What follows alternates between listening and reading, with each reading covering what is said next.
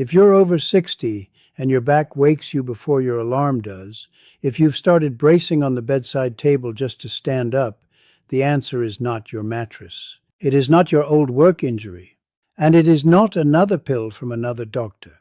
It is something the old monks of my lineage figured out 7 generations ago. Something that takes 2 minutes a day, and something modern researchers are only now beginning to understand because they finally turned their machines toward what the elders in our village have been doing every morning for as long as anyone can remember. But before I give it to you, I have to warn you about the part 9 out of 10 people skip. They think it's the small step, the throwaway. And it is the very reason their back never softens, no matter how many stretches they try. Stay with me, my friend. I will give you all 5 pieces and the master practice that holds them together. My name is Shen. For more than 60 years, I have walked the path of healing my teacher set before me. Knowledge passed down from his teacher and from the old monks before them in the quiet places of the Himalayas. My grandfather lived to 93 with a back as straight as a young pine. The old monks taught us something the modern clinics are only now confirming. The body is not a machine. It is a stream. And the source of that stream, the soil from which the rest of the body grows, is not the spine at all. It is the belly. I want you to hear that again. The soil of your back lives in your belly. We will return to this because it is the part most doctors will never tell you, and it is the reason the friends who do these practices and still struggle are usually missing one quiet piece. But first, the hidden cause. Here is what almost no one over 60 has been told. Inside your back, wrapping your spine the way bark wraps a tree, are deep muscles called the transverse abdominis and the multifidus. These are the muscles that hold your spine from the inside. Researchers at the University of Queensland found that adults over 65 lose up to 30% of the activity in these deep muscles. They simply fall asleep. And when they fall asleep, the outer muscles, the ones that were never meant to carry your spine alone, take over. They tire. They cramp. They send you those messages every morning when your feet hit the floor. Think of an old well pump that has not been used in many seasons. The handle still moves. But until you prime it, until you wake the deep parts, no water will rise. Your back is the same. Until the deep muscles wake, every other thing you do is moving the handle without water. Here is the simple practice that wakes them, dear one. Before your feet touch the floor, lie on your back. Bend your knees so your feet rest flat on the bed. Place your hands gently on the lower part of your belly, just below the navel. Breathe in slowly through your nose. As you breathe out, gently press your lower back into the bed, as if you were trying to flatten the small curve there. Then release. Press again. Release. 12 slow breaths. That is all. A friend of mine, Eleanor from Bozeman in Montana, came to me 3 years ago. She was 68, a retired school teacher who had spent 40 years bending over small desks. Her back had been waking her at 4 in the morning for as long as she could remember. We began with this small rocking. By the end of the first week, she was sleeping until 6. By month 3, she was bending to tend her tomatoes without bracing on the fence. But here is the part I will return to in a moment. Eleanor still had a stubborn last piece, something the rocking alone could not reach. We will get to that because it is the same piece almost every friend over 60 runs into, and it is not a muscle problem at all. Now, the second thing the night has been doing to your spine. Through the long hours of sleep, the muscles around your spine grow stiff. Not because you are old, because you are still. The fascia, the thin web of tissue that wraps every muscle in the body, dries and tightens when it is not asked to move. Research from a small institute in Germany found that fascial tissue in adults over 70 holds nearly 40% less moisture than in younger bodies.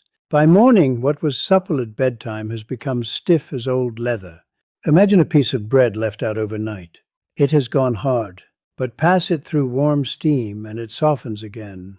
Your back is the same.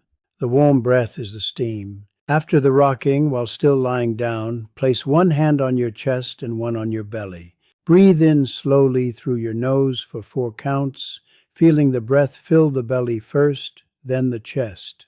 Hold for 2 counts. Then breathe out through softly parted lips for 6 counts, as if you were warming the inside of a cold cup. 6 rounds. The slow out-breath signals to the nervous system that the day is safe to begin, and the muscles around the spine soften with it. A small word of care. If you take medicine for blood pressure or the heart, please speak with your doctor before adding any new breathing practice. The body is wise, and so is the partnership between you and the one who watches your numbers. But there is something stealing your spine's rest at night that no breath can fix on its own, and it is hiding in plain sight in your own bed.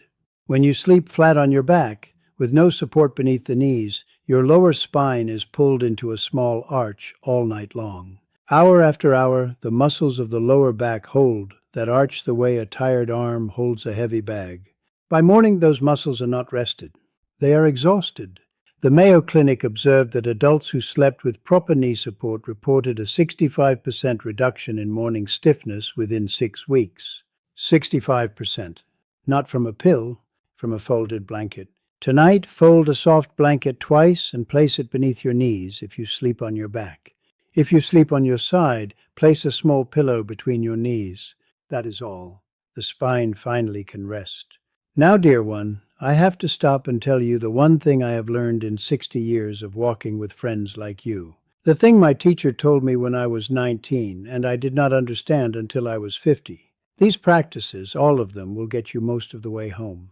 Maybe 70%, maybe 80%. But there is a final piece almost no one over 60 can solve with movement alone, because it is not a movement problem. It is a soil problem. A study published in the Journal of the American Geriatric Society found that by the age of 60, the population of beneficial bacteria in the human gut has dropped by nearly 50% compared to a younger body. 50%. And this is not just about digestion. The gut governs the inflammatory signals that travel up the spine. It governs the absorption of the very nutrients that keep your discs cushioned and your fascia hydrated. The old monks taught it. The laboratories now confirm it. When the soil of the belly grows poor, no matter how faithfully you tend the garden above, the fruit will not come. This is the stubborn last piece I told you about with Eleanor. 3 months in, her mornings were better, but not the way she wanted. Her doctor pulled her blood work, and her inflammation markers were still high. The rocking had woken her muscles. But her gut had been quietly starving for 40 years, and the soil was not feeding the body the way it once did. So I have to tell you what I went looking for, because I needed it for myself too. For 2 years, I tried everything I had been taught. Fermented foods from my mother's kitchen, the way she made them. Bone broths. Bitter herbs, dandelion root from the slopes above the monastery, just as my teacher had gathered it. I felt better. But the stubborn last piece never lifted. And when I finally took my own blood work to a clinic in Beijing, they showed me what I had suspected. After 60, the body simply cannot rebuild the gut alone. The seeds, the soil, and the fruit must be put back together, or none of them work. This is the seed, soil, and fruit teaching the old monks gave me. The probiotics are the seeds, the helpful bacteria themselves. The prebiotics are the soil, the food those seeds need to take root. And the postbiotics are the fruit, the healing compounds the bacteria leave behind, the ones that actually quiet the inflammation in your spine. Most things on the shelf give you only the seed. They scatter it on dead soil and nothing grows. What I finally landed on after 2 years of looking is a small daily gummy called BoochBod. I do not say this lightly. I say it because it carries all three together, the way the old monks taught it must be done.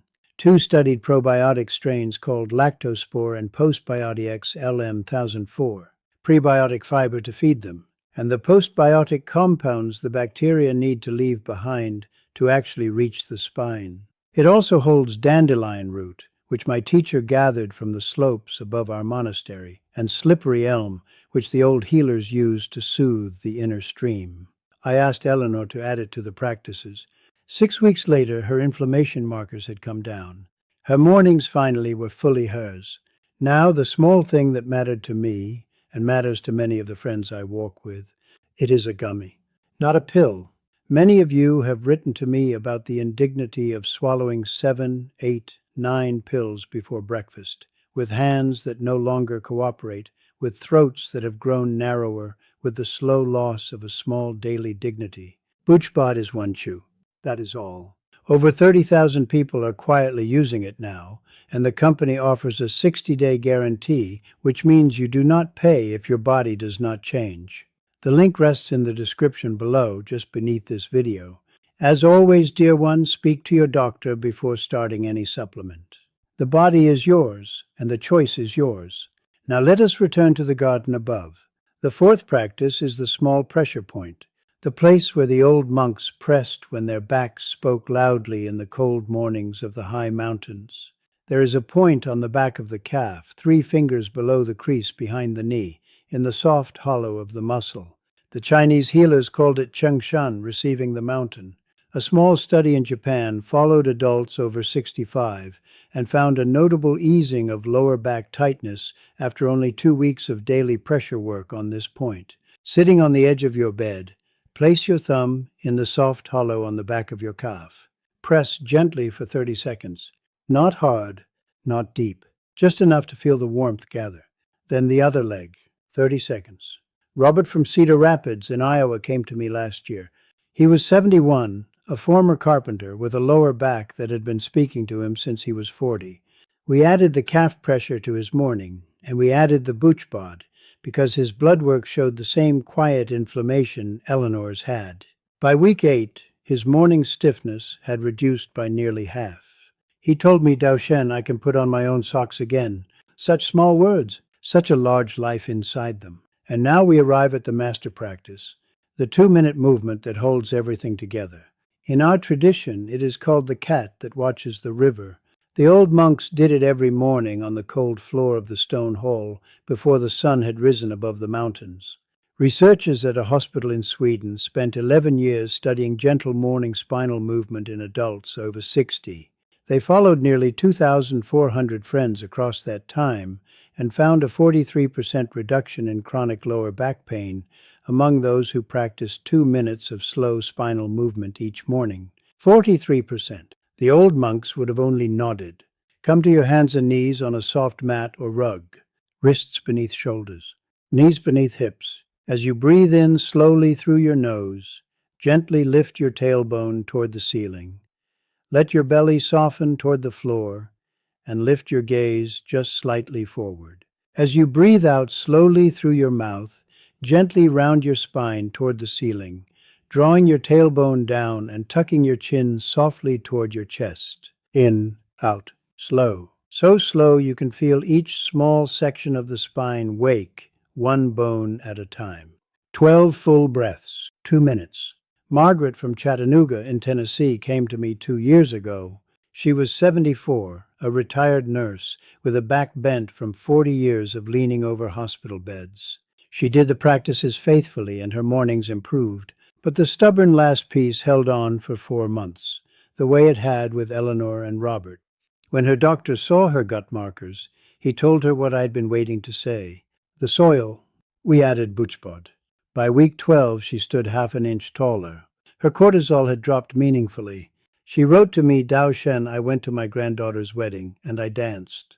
I did not stand at the wall and watch. I danced.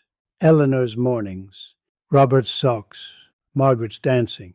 These are the small lives the full practice gives back, the garden above and the soil below.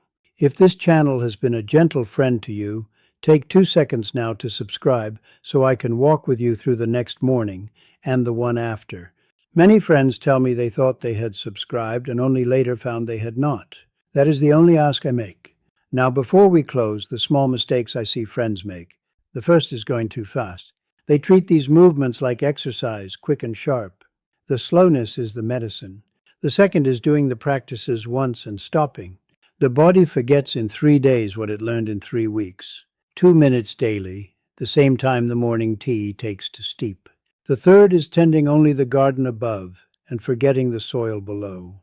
After 60, the gut is the foundation, and the rocking, the breath, the cat that watches the river will only carry you so far without it. Picture this, dear one. The morning when you swing your legs out of bed and your feet meet the floor, and you stand without that small held breath, without that hand on the bedside table. You simply stand the way you used to. And your grandchild on the front porch holds up a small flower she pulled from the garden, and you bend down to meet her eyes and the flower at the same time. She does not know, because she has never known a different version of you, that this small bending is everything. The body, even at 70, even at 75, even at 80, holds an enormous capacity to soften and remember. It is never too late. If your blood work has been quietly telling you what Eleanor's and Robert's and Margaret's told them, the link to BoochBod rests in the description below. 60-day guarantee. One small chew a day. The seed, the soil, and the fruit, together, the way the old monks taught it must be done. May your back soften, my friend. May your mornings find you standing easily. Until we meet again, dear one.